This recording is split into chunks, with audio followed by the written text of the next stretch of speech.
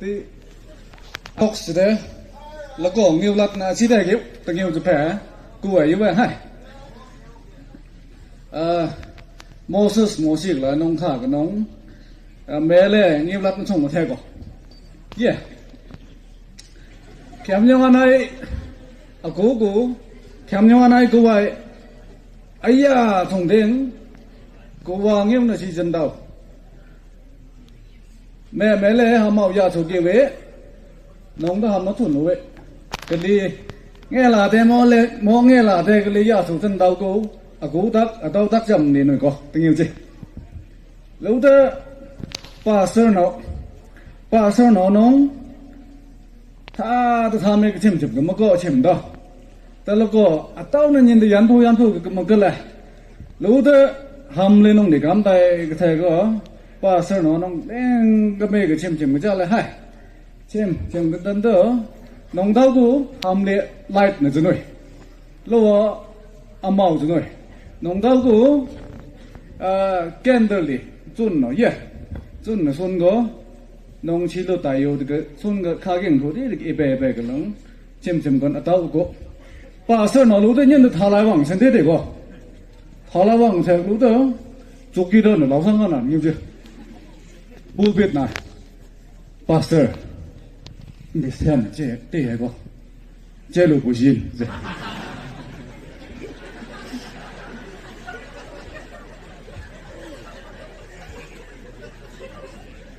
như mẹ này lâu rồi ngất và sau hơn được nhiều hay lúc đó it's a story again related to religion lúc đó chìm hơn nào mấy cái prepare chỉ rằng chìm sân đây cái này mò chi xia chỉ kiếm cái lù ra kia dân nó cố phải là hầm khai nhá lúc đó pastor nó nông sống cả ba nông lên cái prepare chỉ rằng nó cái thẻ cái sống chỉ mẹ lúc đó là số tê chỉ mẹ ngót nông ba nông prepare chỉ rằng phải là cái thẻ cái lúc đó ba nông ngoài lẽ rồi lúc đó nông Giêsu mà trong khi ông thấy sao chỉ mẹ ta nông giống gì luôn như chứ tên ta lúc đó nông người suy chứ đấy pha lục san giá cả thành ngân phu lúc người suy chứ nhiều nông thành ngân phu nông mai cái nông stan là nông phu thành ngân như chứ bộ lúc đó mong lắm hơi rồi khải giác ngô luôn này à nông phu thành ngân đó là bao khác cái này cắt từ sau thì lắm mà thay như thì về đến đất thế là ta ba sơn lúc đó mong lắm cái nó mẹ nhìn chỉ trên như vậy còn ngất sấy lộ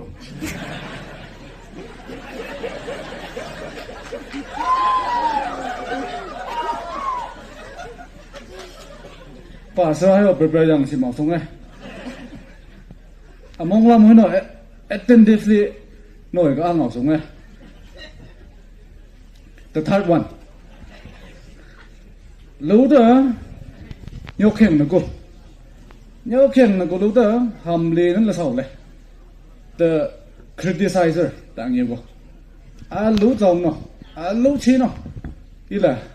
nhí chít mê cái chị nhiều kiểu dân nó nông lên người ta môn rồi nó có nó positive này criticize xong dân bộ đồng tí chỉ rằng nó còn nông khai nhá nông thắt nó thòng ở một cô lúc dòng nó ngó nó chìm khai nhá nó lùa tuôn nè nó bỏ xuân nó lùa nó ngó tên nó nông bả sao nó đen cái prepare chỉ rằng cái nông để đủ chìm chứ mà su cơ nhấp cả đã lâu ra nó thế này mà bà đến đây người bảo theo chèn mà ta lùa đúng không tên tôi nông nhọc là nông niệm của bạn chứ nông họ chậm kiểu kia vâng chìm là kiểu kia vâng nào tên nông có vài nông tuần thì nông bột nghiêm lúc tôi nông tao dầm lúc nào bao nó chìm kiểu lúc tôi nông khai ra nông chìm nông xuống ra ba nông mẹ số tao cũng xoăn cái khu này cậu qua đây đi thẳng là thế lúc đó nó lúc đó nóng màu sang nhiều lẫn dạng lúc đây vào thảo có nhiều chứ ăn lúc đây ba nói nó chỉnh lên là gì đó bạn ham ta mà ta nóng tay cơ để ta nóng khai mấy ăn nóng sống rất là nóng màu sang nhiều đặt nó ăn lúc đây bàn bẻ này xuống đó lúc đó nóng ba nóng những liệt sao đâu chỉ mẹ nóng cô bẻn nhiều chứ lúc đó nhiều khai báo hầm nên cắm đây đó tên ta lâu ta ba nóng the Moses, the stick,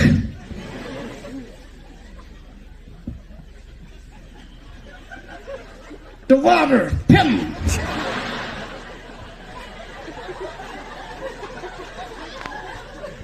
No. The water, sweet.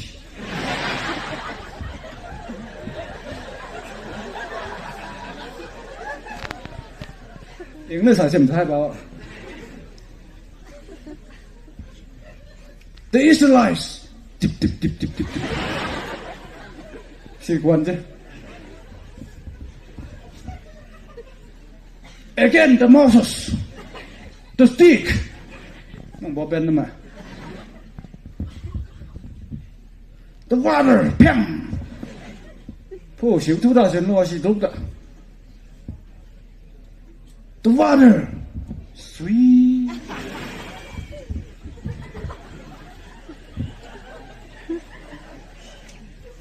Chắc biệt chứ tôi. Xíu tiếp đây lại ra này. Đối với Israel đang tiếp xíu qua được nè. The Egyptians. Cũng chỉ có làm gì. The Moses, the stick, the water, piam. Again the water, sweet.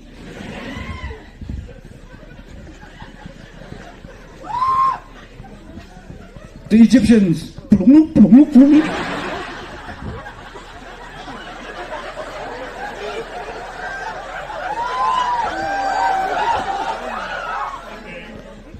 Lên ra ta.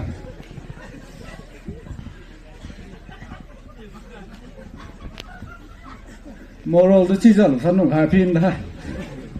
Thank you so much for the time.